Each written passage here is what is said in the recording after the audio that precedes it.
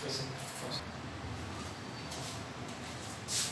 Friends, welcome back to our YouTube channel Vidyasagar online classes. Friends, last classes में या last session में हम लोग ने देखा था कि मैंने आपको इलेक्ट्रॉनिक ये इलेक्ट्रॉनिक डिस्ट्रीब्यूशन के बारे में बताया था, एज वेल एज कि कहाँ पे एक एटॉमिक स्ट्रक्चर में इलेक्ट्रॉन प्रोटॉन कहाँ होते हैं। ठीक है, उसके साथ में आज मैं ये बताना चाहता हूँ कि देखिए, आपका अगर सपोज मेरा आज का टॉपिक तो वैसे आइसोटोप्स और आइसोबार में डिस्कस करना है, लेकिन उससे पहले मैं कुछ बेसिक चीज बता देना चाहता हूँ, क्योंकि अभी भी हम लोग ने एक एटम पढ़े थे, तो एटम के स्ट्रक्चर में हम लोग इलेक्ट्रॉन प्रोटॉन को देख लिए थे, बट उसमें एक और पार्टिकल होता है, वो होता है न्यूट्रॉन।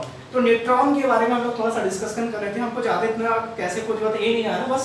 तो क्या हुआ था, जैसे कि इसके पहले भी गोल्डस्टीन ने ये बता दिया था कि कोई भी एटम जो होता है वो नेचर में न्यूट्रल होता है। न्यूट्रल इन द सेंस क्या होता है कि जितने नंबर ऑफ इलेक्ट्रॉन होंगे उतने उसको न्यूट्रलाइज करने के लिए सेम नंबर ऑफ प्रोटॉन भी होंगे। क्लियर? लेकिन बाद में क्या हुआ कि जब धीरे धीरे और नए नए प्रकार की एटम्स या एलिमेंट्स खोजे गए, जैसे हाइड्रोजन हो गया, ठीक है, कार्बन हो गया, ऑक्सीजन हो गया, नाइट्रोजन हो गया। क्लियर? ये सब को खोजने के बाद आफ्टर 1920 के बाद बोल सकता हूँ मैं, तो 1920 के बाद ऐसे सब ये एलिमेंट खोजते गए, तो इसमें एक चीज देखने को मिली। वो क्या थी कि नाइट्रोजन को जब देखा गया तो नाइट्रोजन के जैसे एटॉमिक नंबर आपके पास क्या होता है, 7 होता है। ठीक है, कार्बन, उसके बाद नाइट्रोजन, फिर ऑक्सीजन आता है, तो क्या होता है, इसका 7 होता है। फिर इसका एटॉमिक अपने को देखना पड़ा, तो एक बार जब इसका एटॉमिक मास, इसको वेट किया गया, कैलकुलेट किया गया, मास मतलब वही वजन उसका, तो इसका क्या हुआ, एक अपने को मिला 14 और एक क्या हुआ n इक्वल टू n7, और यहाँ पे एक देखने को मिला क्या, 30। क्लियर? एक थोड़ा सा डिफरेंट यहाँ पे देखने को, सॉरी 30 नहीं, 15 है ये। सिमिलरली कार्बन जिसका एटॉमिक नंबर होता है 6, ठीक है, 6 होता है, और उसका एटॉमिक मास यहाँ पे एक बार 12 देखने को मिला, एक बार क्या मिला, 13 देखने को मिला। सिमिलरली इसको एक बार क्या हो गया, 14 देखने को मिला। ठीक है, सेम टाइप इसको मिला।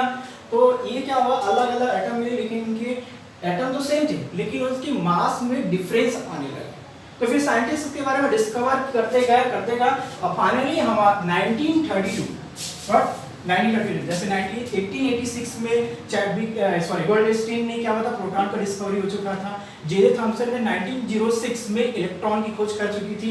उसके बाद ही चैडविक में जब ये प्रॉब्लम आया कि इनको सॉल्व करने के लिए जब उन्होंने डिस्कवरी की, तो पता चला 1932 में चैडविक नाम के साइंटिस्ट ने एक नया चीज खोला, नया पार्टिकल खोला, एटम में जो प्रेजेंस होता है वो न्यूट्रॉन होता है। ठीक है, और जो न्यूट्रॉन हो गया, ये जो न्यूट्रॉन होता है हमारा, ये इसमें चार्ज नहीं होता। क्या होता है, नो चार्ज। ऐसा इसलिए क्योंकि इसके पहले ही साइंटिस्ट गोल्डस्टीन ने बता चुका था कि electron proton both are present in the same number.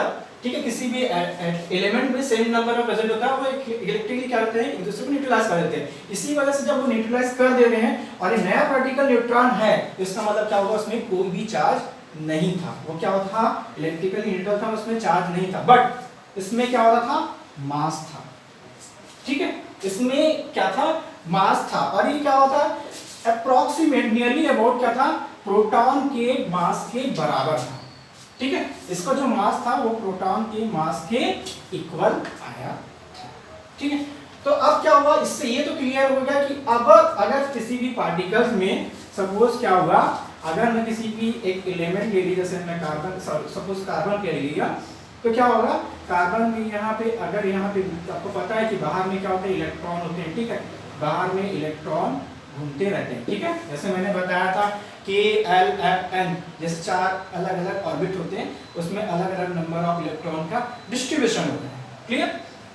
तो वो क्या होता है, बीच में क्या बच गया, इसको न्यूक्लियस मैंने नाम बताया था, उसमें प्रोटॉन होता है, और यहीं पे प्रोटॉन के साथ साथ में एक एलिमेंट न्यूट्रॉन होता है, जिसकी खोज चैडविक ने की थी। और इन्हीं दोनों का जो मास का एडिशन होता है, उसी से क्या बनता है, इसका मास कैलकुलेट करते हैं। मतलब क्या होगा, प्रोटॉन और मैं न्यूट्रॉन को जोड़ दूं तो ये क्या हो जाएगा, atomic mass of any element. ठीक है, तो इसी वजह से क्या हुआ, इसमें डिफरेंस इसी वजह से आया क्योंकि इसमें नंबर ऑफ न्यूट्रॉन थे। सपोज यहाँ पे अगर क्या है कि जो जैसे कि हमको पता है कि यहाँ पे सपोज मैं एग्जांपल लेके चलता हूँ, कार्बन के लेके चलो C6H12 है, इसका मतलब क्या होगा, यहाँ पे नीचे है एटॉमिक नंबर है, तो एटॉमिक जो नंबर होता है वही क्या होता है, एटॉमिक नंबर इक्वल टू क्या होगा आपके पास इलेक्ट्रॉन नंबर भी वही होगा, उतने ही इलेक्ट्रॉन होंगे, जैसे 6 है यहाँ पे तो 6 इलेक्ट्रॉन होंगे और उतने ही क्या होते हैं प्रोटॉन होंगे, ठीक है। तो यहाँ पे क्या हो गया 6, 12 में से 6 माइनस कर दोगे तो आपके पास 6, तो यानी क्या हो गया 6 इलेक्ट्रॉन हो गए यहाँ पे और 6 प्रोटॉन हो गया। और सिमिलरली अब देखिए 12 में से प्रोटॉन का नंबर भी तो बराबर आ गया, हमारे पास एटॉमिक मास कितना दिया है, एटॉमिक मास इक्वल टू क्या दिया आपके पास 12 यहाँ से, ठीक है। अब हमको क्या निकालना है, number of electron, sorry number of neutron निकालना है। तो न्यूट्रॉन निकालने के लिए क्या करना पड़ेगा, क्योंकि क्या होता है मास में न्यूट्रॉन भी होता है और प्रोटॉन भी होता है, इसी वजह से क्या होगा प्रोटॉन के नंबर को हम माइनस करेंगे, तो प्रोटॉन यहाँ पे कितना है आपके पास 6, तो क्या हो गया -6 इक्वल टू 6, तो क्या हो गया number of neutron equal to कितना हो गया 6। इसका मतलब क्या हो गया कि आप किसी भी एलिमेंट में जो यहाँ पे मास लिखा रहेगा वो इलेक्ट्रॉन और सॉरी न्यूट्रॉन और प्रोटॉन के ऐड के बराबर होगा। क्लियर फ्रेंड्स, अगर यहाँ तक क्लियर हो गया तो आज के हमारे टॉपिक आइसोटोप्स के बारे में हम लोग डिस्कस करेंगे। आइसोटोप्स और आइसोबार केवल इसी पे बेस्ड है। क्लियर, तो फ्रेंड्स जैसे हम लोग क्या हुआ था, अब ये तो पता चल गया कि किसी भी एलिमेंट में अगर मास की बात कर रहा हूँ तो उसमें न्यूट्रॉन और प्रोटॉन दोनों का एडिशन होगा। तो आइसोटोप्स क्या बोलता है कि आइसोटोप्स वो होते हैं, एक ऐसे एलिमेंट होते हैं जो क्या होता है जिसका एटॉमिक नंबर क्या होता है सेम होता है। क्या होता है, एटॉमिक नंबर सेम होता है, ठीक है, but different in atomic mass, उसका एटॉमिक मास होगा वो अलग होगा। क्लियर, फॉर एग्जांपल मैंने अभी जस्ट एग्जांपल लिया था, तो एग्जांपल के तौर पे देखिए तो आपके पास कार्बन के 6 थे, कार्बन का एटॉमिक नंबर 6 है, लेकिन उसका मास क्या हुआ, एक बार 12 कैलकुलेट किया गया, सेकंड टाइम्स क्या हुआ C6H13 मिल गया और क्या आ गया थर्ड टाइम में C6H14 मिल गया। तो 3 प्रकार के उन्होंने मिला। ज्यादातर पे हमारे पास जो नेचर में ये और ये मिलते हैं, 13 बहुत ही कम मिलता है, लेकिन साइंटिस्ट ने खोजा था इसी वजह से मैं आपको बता दिया। सिमिलरली आपके पास देखा जाए तो अदर एग्जांपल में पहला एग्जांपल हो गया, दूसरा ले लेता हूं मैं, एक क्लोरीन का होता है। क्लोरीन का एक जैसे 17 इसका एटॉमिक नंबर होता है, मास होता है 35। इसका और एक आपको मिलता है आइसोटोप्स मिलता है, वो है 17 और एक होता है 36 समथिंग, इसका कुछ रहता है क्लोरीन का, sorry Cl for chlorine. Clear, तो ये आपको 2 एग्जांपल और एक एग्जांपल मैं दे देता हूं आपको। तीसरा एग्जांपल है, ये साइंटिस्ट लोग के द्वारा खोजा गया है, ये जैसे नाइट्रोजन का 7 होता है, इसका एक बार कैलकुलेट किया गया था 14 मिला और सेकंड टाइम से आपको क्या मिल गया था, एक बार 15 मिला था। ठीक है, तो ये साइंटिस्ट ने अलग अलग आइसोटोप इसके डिस्कवर किए थे। तो देख रहे हैं आपके पास 3 एग्जांपल है, ये एग्जांपल साइंटिस्ट लोग खोजने के बाद ही मिला हुआ है और इसमें सभी में देखिए तो आपके एटॉमिक नंबर सबके सेम है, बट डिफरेंट किसमें आ रहा है, एटॉमिक मास में डिफरेंट आ रहा है। और एटॉमिक मास में डिफरेंट किससे आ रहा है, आप अभी भी समझ सकते हैं इसमें क्या होगा, क्योंकि आपको पता है कि इलेक्ट्रॉन और प्रोटॉन क्या होते हैं, नंबर आपस में बराबर होते हैं, यानी 6 इलेक्ट्रॉन तो 6 प्रोटॉन, तो डिफरेंस किसमें आ रहा है, सिर्फ न्यूट्रॉन के नंबर में डिफरेंस आ रहा है, इसी वजह से इसका एटॉमिक मास डिफरेंट है और इसी वजह से ये क्या हो गया, आइसोटोप्स कहलाते हैं। हम लोग आइसोबार की बात करते हैं, तो आइसोबार जस्ट इसका उल्टा होगा, यानी आपको एक याद हो गया तो आप दूसरा भी याद कर पाएंगे। ठीक है, आइसोबार मतलब क्या होता है, आपका सेम क्या होता है, एटॉमिक मास क्या होगा, सेम होगा, ठीक है, बट क्या होगा, डिफरेंट एटॉमिक नंबर होगा। लेकिन इसमें जैसे यहाँ पे देखिए तो हम लोग का जो एलिमेंट था वो सेम था।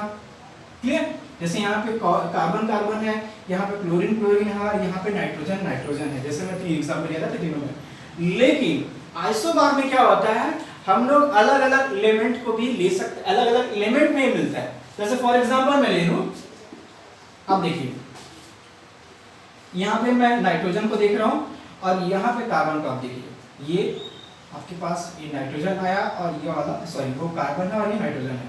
इसमें देखिए एग्जांपल में तो आपके पास नाइट्रोजन यहाँ पे आया 7 और ये 14 और कार्बन को मैंने लिया यहाँ पे 6 और यहाँ पे भी कितना आ गया 14। क्लियर, ये वाला। अब देखिए ये पहला एग्जांपल है मेरे पास, तो इसमें क्या हो गया, दोनों का एटॉमिक मास सेम है बट डिफरेंट किसमें आ रहा है, एटॉमिक नंबर में आ रहा है। क्लियर, तो ये क्या हो जाएंगे, आइसोबार्स कहलाते हैं। ठीक है फ्रेंड्स, तो ये मेरे अंदाज से ये आपको अच्छा लगा होगा। कोई इसमें कोई डाउट आ रही है तो प्लीज मुझे आस्क कर सकते हैं, पूछ लो अभी भी, ठीक है। और जैसे अगर आपको कुछ होगा क्वेश्चन में, इसके बाद भी डाउट होगा तो आप मुझे कमेंट सेक्शन में कमेंट कर दीजिए फ्रेंड्स। तो लेट्स फ्रेंड्स, चलो अब मेरे पास एक क्वेश्चन जैसे पूछा जाता है इससे रिलेटेड, अभी तक हम लोग Bohr Bury scheme of distribution of electron देख लिए थे, और एज वेल एज हम लोग न्यूट्रॉन के बारे में डिस्कशन किया था, और न्यूट्रॉन को कैसे कैलकुलेट करता है उसका मैं एग्जांपल भी आपको दिया था, क्लियर। तो इस क्वेश्चन, मेरे पास एक क्वेश्चन है, इसमें क्या करना है, ये गिवन एलिमेंट्स है, इनके इलेक्ट्रॉनिक डिस्ट्रीब्यूशन की बात का को दिखाना है, डिस्ट्रीब्यूशन को लिखना है अंडर बोरबरी स्कीम। किसका बोरबरी नहीं बताया तो उसी की स्कीम के अंदर हम लोग क्या करना है, डिस्ट्रीब्यूशन को लिखना है, एज वेल एज यहाँ पे क्या करना है, नंबर ऑफ न्यूट्रॉन को प्रेजेंट है इसमें, उसको कैलकुलेट करना है। तो मैं आपको न्यूट्रॉन के साथ साथ इलेक्ट्रॉन और प्रोटॉन को भी नंबर इसमें लिख के बताऊंगा। तो मेरे पास 3 एग्जांपल मैंने लिए हुए हैं, जो आपकी 9 सीजी बोर्ड की 9th क्लास का एक क्वेश्चन मेरे पास है, 3 क्वेश्चन मैंने लिया है। एक है आपके पास क्लोरीन 9 और उसका कमिंग क्लास है 19, ठीक है।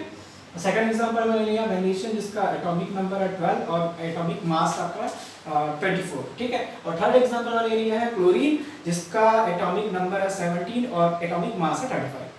तो देखते हैं फर्स्ट वाला एग्जांपल, फर्स्ट वाला हम लोग करते हैं। तो जैसे मैंने बताया था कि सबसे पहले क्या होता है, 2 इलेक्ट्रॉन फील होता है। मैं यहाँ पे लिख देता हूँ, ये K, ये L, ये M और ये N। हमारे पास 3 ऑर्बिट्स होते हैं, तो इसी की वजह से मैं अरेंज करते जाऊंगा तो आपको ज्यादा क्लियर समझ में आएगा, ठीक है फ्रेंड्स। तो हमारे पास क्या आ गया, पहले 2 इलेक्ट्रॉन फेल हुए, उसके बाद बचा क्या, 9 में से 2 चला गया तो 7। तो हमारे पास क्या आ गया, डायरेक्ट यहाँ पे 7 हम लोग लिख लेते हैं, क्योंकि सेकंड में क्या आता है 8 जाता है मैक्सिमम, इसी वजह से हम लोग 7 को फिक्स कर सकते हैं, 8 से कम है। सेकंड एग्जांपल हमारे पास क्या है, 12 दिया मैग्नीशियम, ठीक है। तो इसका आपके पास इलेक्ट्रॉन है, इलेक्ट्रॉन की बात की है, याद रखिए आपको ये एटॉमिक मास है, इसमें इलेक्ट्रॉन इंक्लूड नहीं होता, इसी इलेक्ट्रॉन इसमें रहता है, इसी वजह से क्या होगा, हम लोग इसके बेस पे लेके चले, ना कि इसके बेस पे। ये आप हमेशा याद रखिए, जब भी हम लोग इलेक्ट्रॉनिक डिस्ट्रीब्यूशन करते हैं तो वो एटॉमिक नंबर के बेस पे, यानी नंबर ऑफ इलेक्ट्रॉन के बेस पे करते हैं, क्लियर। इसी वजह से 9 के बेस पे मैंने किया। यहाँ पे देखिए इसका एटॉमिक नंबर है वो 12 दिया मैग्नीशियम का, Mg फॉर मैग्नीशियम, ठीक है। तो आप जिसका देखते हैं, तो पहले क्या हो गया, 2 को मैंने अरेंज कर लिया, 2 के बाद क्या बच गया आपके पास, 12 में से 2 आउट हो गया तो बचा 10। तो 10 में हम लोग पहले 8 को डिस्ट्रीब्यूट करेंगे, ठीक है, क्योंकि L में मैक्सिमम क्या होते हैं 8 जाते हैं, उसके बाद बच गया 2, दैट इज हो जाएगा 2। तो क्या हो जाएगा, L में कितना चला गया, 2 चला गया। अब हमें बात करना है क्लोरीन का, थर्ड एग्जांपल मैंने क्लोरीन का लिया है। तो क्लोरीन का इलेक्ट्रॉन डिस्ट्रीब्यूशन करते हैं तो क्या होगा, 17। तो 17 में से पहले क्या हो गया, 2 यहाँ पे चले गया, तो उसका 8 चले गया, ठीक है। उसके बाद क्या हो गया, थर्ड में क्या हो गया, 2 8 कितना हो गया 10, और 10 बच गया तो 7 प्लस 7 यहाँ पे, क्लियर। तो हम लोग कितनी जरूरत पड़ी, 3 प्रकार के ऑर्बिट्स की जरूरत पड़ी, ठीक है, उसी में हमारा फिल हो गया, ठीक है। ओके फ्रेंड्स, इतना क्लियर है इलेक्ट्रॉनिक डिस्ट्रीब्यूशन का, मैंने यहाँ पर कंप्लीट किया। अब देखिए, अब हम लोग को क्या करना है, नंबर ऑफ इलेक्ट्रॉन को कैलकुलेट करना है। तो सबसे पहले इसका देखते हैं, इसका न्यूट्रॉन कैलकुलेट कर रहे हैं फर्स्ट वाले का। तो न्यूट्रॉन के लिए मैंने क्या बताया था, जो एटॉमिक मास होता है, atomic mass minus number of proton, या उसको एटॉमिक नंबर ही बोल सकते हैं, क्योंकि क्या होता है आपका एटॉमिक नंबर जितना होगा उतना ही क्या होता है, प्रोटॉन भी होता है, इसी वजह से एटॉमिक नंबर भी आप लिख सकते हैं यहाँ पे, ठीक है। तो देखिए यहाँ पे क्या होगा, इसके हिसाब से न्यूट्रॉन यहाँ पे हो जाएगा आपका एटॉमिक मास कितना दिया है 19 माइनस एटॉमिक नंबर क्या है 9 इक्वल टू कितना आ जाएगा 10, क्लियर फ्रेंड्स। फर्स्ट क्या हो गया, क्लोरीन वाला एग्जांपल है, तो उसमें न्यूट्रॉन का क्या आ गया 10 आ गया। अगर इसी के बात करें इलेक्ट्रॉन आपको निकालना है, तो इलेक्ट्रॉन उतना ही होता है किसी भी इसमें, और प्रोटॉन भी सेम होता है किसी भी एलिमेंट, और ये क्या होता है एटॉमिक मास के बराबर होता है एटॉमिक नंबर के, क्लियर। तो यहाँ पे क्या हो गया, एटॉमिक नंबर इक्वल टू कितना आ जाएगा बस 981, ठीक है। तो हम लोग क्या हो गया, हम लोग न्यूट्रॉन में निकाल लिए, इलेक्ट्रॉन में निकाल लिए, प्रोटॉन में निकाल लिए, इक्वल टू, क्लियर फ्रेंड्स। अब सिमिलरली इसको भी सॉल्व करके देखते हैं, एकदम सिंपल है, आपको बहुत ही इजी तरीके से आप निकाल सकते हैं, देख के निकाल सकते हैं, आपको लिखने की जरूरत है, लेकिन आपको एक्सप्लेन करने के लिए क्लियर बता दे रहा हूँ। अब फिर यहाँ पे न्यूट्रॉन निकालना है, तो आप सेम इसी चीज पर अप्लाई कर दीजिए इसमें भी। तो क्या हो गया, एटॉमिक मास क्या हो गया आपके पास 24 माइनस एटॉमिक नंबर क्या हो गया आपके पास 12, तो 24 माइनस 12 करेंगे तो आपके पास कितना आ गया 12, ठीक है, तो यहाँ पे 12 न्यूट्रॉन आ गया। और आपको निकालना है क्या, इलेक्ट्रॉन निकालना है, तो प्रोटॉन ये किसके बराबर होता है, एटॉमिक नंबर के बराबर होते हैं, एटॉमिक नंबर इक्वल टू 12, तो ये भी कितना आ गया। अब थर्ड बात करते हैं, क्लोरीन की बात करते हैं। तो क्लोरीन के लिए भी सेम वही फॉर्मूला, इलेक्ट्रॉन इक्वल टू कितना हो जाएगा आपके पास 735 आपके पास दिया है mass minus 17 atomic number equal to कितना हो जाएगा आपके पास 18। फिर ये निकल गया। अब उसके बाद निकालना है इलेक्ट्रॉन और प्रोटॉन कैलकुलेट करना है, तो ये क्या होता है, एटॉमिक नंबर के बराबर होता है, दैट इज इक्वल टू 17। तो ओके फ्रेंड्स, देखिए इस प्रकार से बहुत ही सिंपल वे से हमने क्या कर दिया, किसी भी गिवन एलिमेंट के इलेक्ट्रॉनिक डिस्ट्रीब्यूशन को देखा, साथ ही साथ हम लोग नंबर ऑफ न्यूट्रॉन, इलेक्ट्रॉन और प्रोटॉन को कैसे कैलकुलेट करना है ये भी इस वीडियो में देखा। तो फ्रेंड्स, इसके बाद अगर आपको किसी क्वेश्चन से रिलेटेड डाउट रहेगा तो आप मुझे कमेंट सेक्शन में कमेंट कीजिए, या आपके पास भी कोई क्वेश्चन ऐसा आता है जिसको आप नहीं कर पा रहे हैं तो उन्हें आप मुझे कमेंट बॉक्स में कमेंट कर दिए, मैं जल्दी उसका रिप्लाई देने की कोशिश करूंगा। और फ्रेंड्स, ये आज का मेरा वीडियो आपको अच्छा पसंद आया होगा, तो प्लीज़ इसको लाइक कीजिए और अपने फ्रेंड्स के बीच में ज़्यादा से ज़्यादा शेयर कीजिए। Thanks friend.